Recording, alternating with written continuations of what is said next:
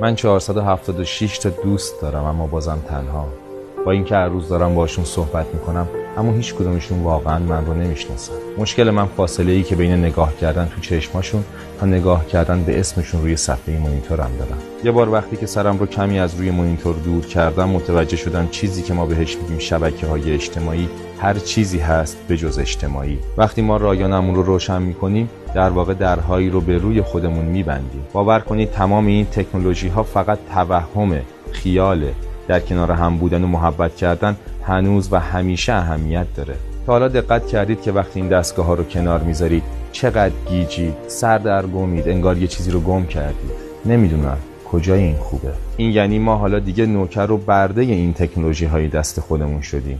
حتی در جاهایی از این دنیای مجازی پرسه میزنیم که در دنیای واقعی از بودن در اونجاها وحشت داریم. جاهایی که آدمای حریص در اون اطلاعات میفروشن، اطلاعات ناقص، اطلاعات کثیف. و همین جاها، همین سرزمین‌های ترسناک و بدون امنیت تبدیل به جاهایی شدن که ما بهترین هامون رو در اونجا به اشتراک میذاریم، در حالی که خودمون واقعا هیچ وقت ازش لذت نمیبریم. همه عاشق اشتراک گذاری‌های گروهی شدن در حالی که هیچ کس واقعا تو هیچ گروهی نیست. اگه برای هواخوری یا یک بازی دوستانه دوستاتون رو دعوت کنید همه خوشحال میشن، اما فایدهش چیه وقتی که بخش اعظمی از تفریحاتمون تو فضای مجازی اتفاق میفته؟ حالا دیگه خوشحالی هامون هم مجازی شده. تو پیام هامون خودمون نیستیم، در تعریف از خودمون اغراق و گزافه‌گویی داریم و وانمود میکنیم که هنوز منزوی نشدیم.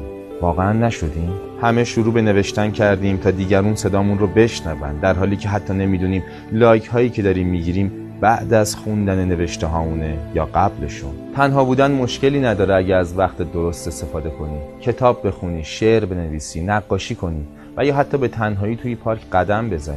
نه اینکه مثل حالا بی حاصل یک جا بشینی و با پرسه زدن در فضای مجازی در واقع هیچ کاری نکنی.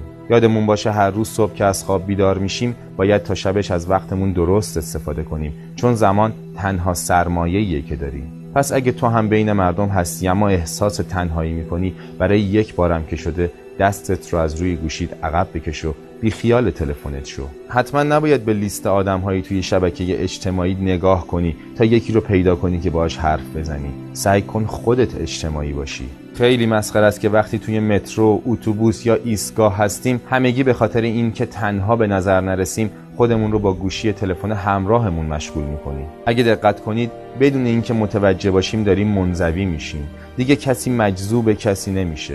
حالا دیگه وقتی تو چشم‌های هم نگاه می‌کنیم بی‌عاطفه شدیم.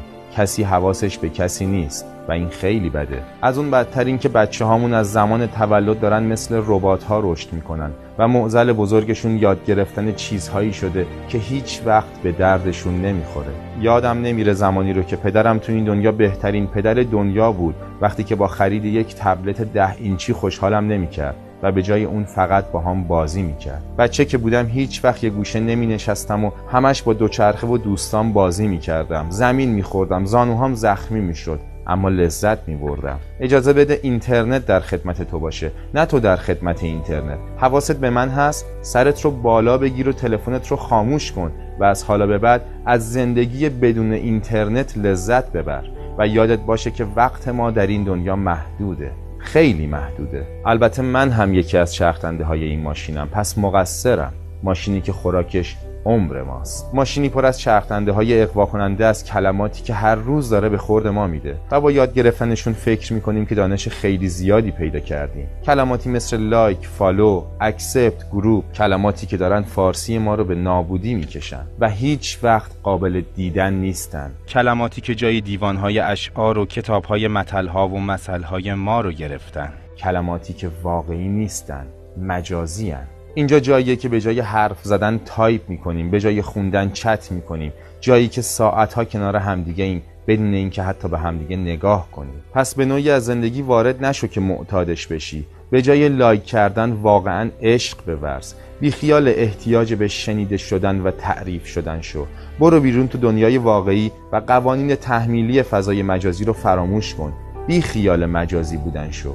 نمایشگرت رو همین الان خاموش کن و سرت رو بالا بگیر و همین حالا اگه این ویدیو رو داری توی گوشیت، شبکه اجتماعی یا اینترنت میبینی، اون رو ببند و واقعی زندگی کن.